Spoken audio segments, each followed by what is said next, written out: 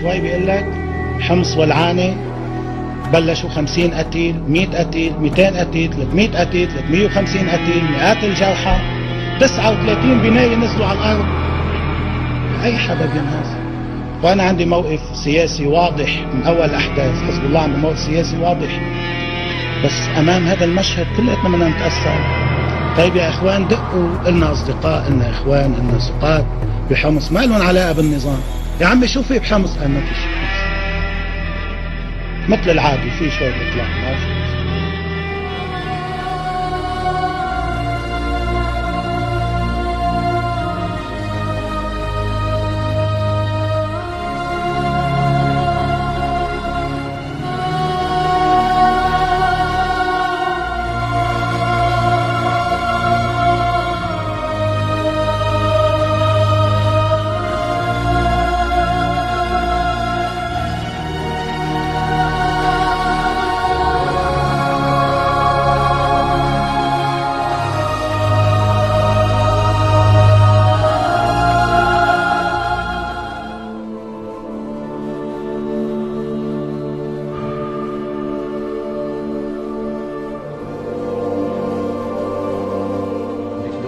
who are waging war on Islam are seeking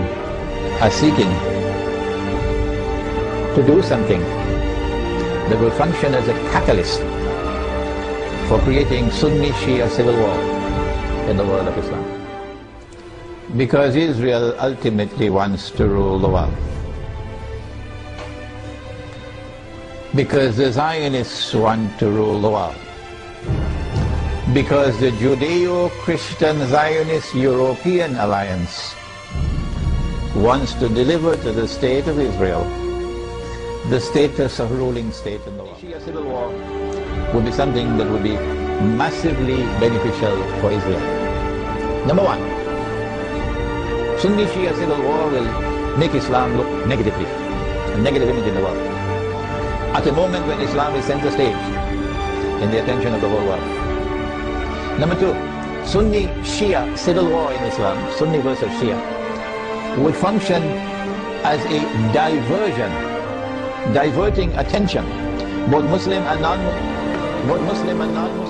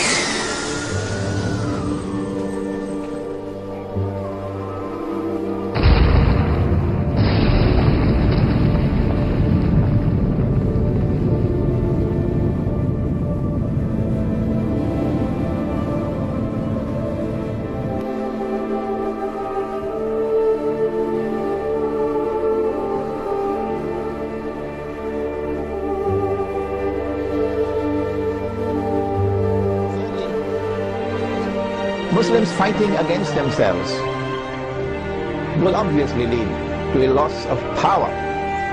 Our power will decrease, and that will be strategically advantageous for Israel.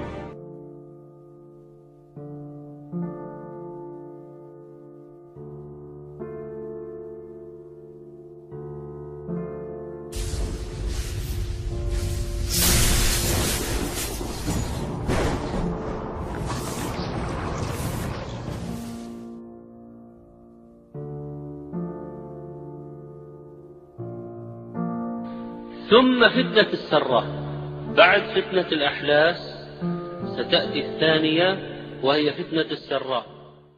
قال ثم فتنة السراء دخلوها من تحت قدمي رجل من أهل بيتي يزعم أنه مني وليس مني وإنما أولياء المتقون. قوله صلى الله عليه وسلم من أهل بيتي يزعم أنه مني وليس مني، أليس في التناقض؟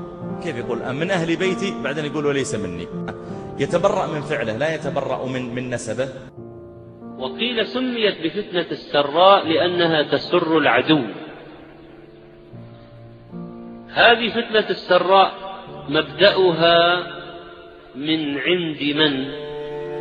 قال دخنها يعني ظهورها وإثارتها من تحت قدمي رجل من أهل بيته، فهو الذي يسعى في إثارتها ويملك أمرها وزمامها. قال يزعم أنه مني وليس مني، يعني ليس مني في الفعل، هو في النسب مني لكن في الفعل أنا بريء منه. وليس مني لأنه لو كان على هدي ما هيج الفتنة، إذن هذا هو الذي يهيجها. وهذا كقوله تعالى عن نوح عليه السلام إنه ليس من أهلك إنه عمل غير صالح، هو ابنه.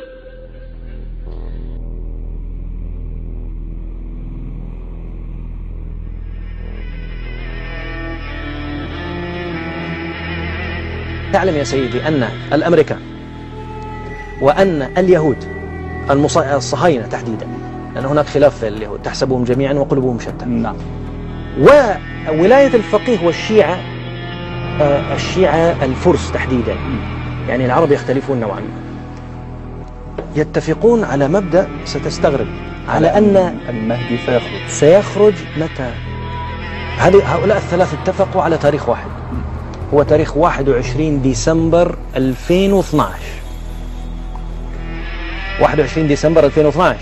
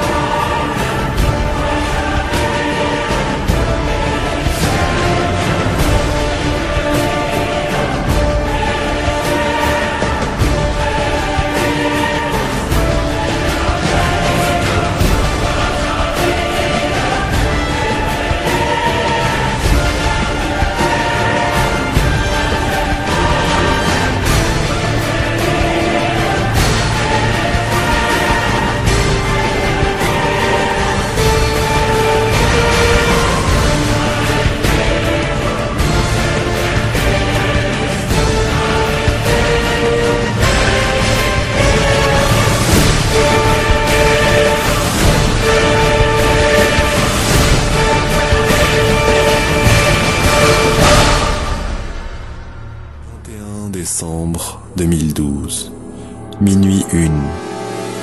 La station d'écoute du Nevada capte un signal. C'est le signal de la fin du monde.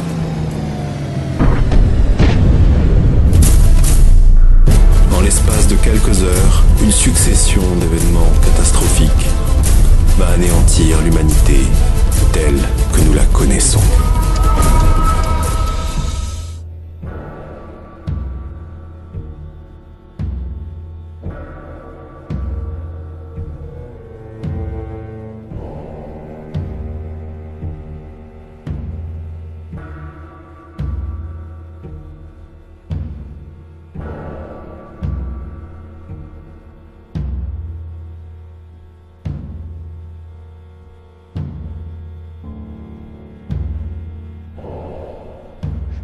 What is at stake is more than one small country.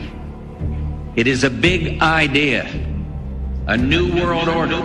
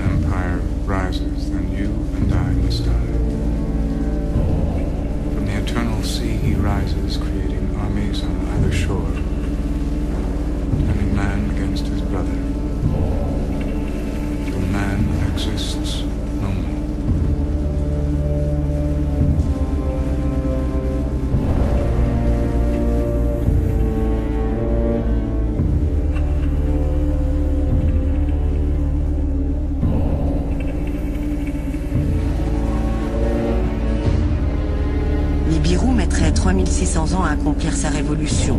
Elle tournerait dans le sens inverse des autres planètes et son orbite ne serait pas dans le plan de l'écliptique.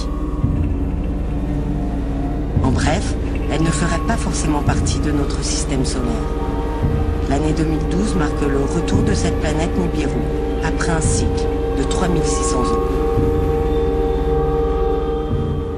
طلوع الكوكب المذنب علامة من العلامات لظهور المهدي عليه السلام.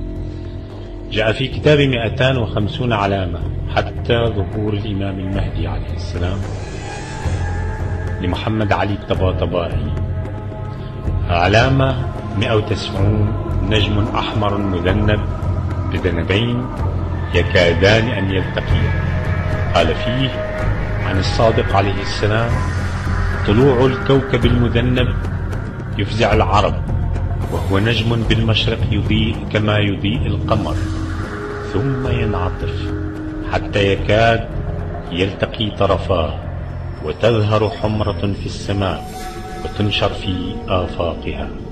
وعن مشارق أنوار اليقين مثله، وذلك عند طلوع الكوكب الذي يفزع له العرب وهو شبيه الذنب، فهناك تنقطع الأمطار وتجف الأنهار وتختلف الأعصار وتغلو الأسعار في جميع الأقطار. Le bruit assourdissant d'une sirène se propage comme la mort. Des pans de rues entiers sont vidés, abandonnés. Plus loin, au contraire, la ville est livrée à l'anarchie. Des voitures brûlent, d'autres sont encastrées dans des vitrines que certains n'hésitent pas à piller. Les éléments naturels commencent à prendre une place conséquente.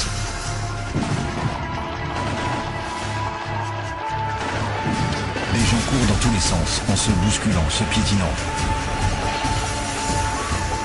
Des enfants apeurés pleurent sans que quiconque ne vienne à leur secours. Pas même l'armée qui n'hésite pas à tirer sur la population. C'est la panique. Il ne reste que quelques heures avant le grand déluge. Une pluie diluvienne s'est mise à tomber.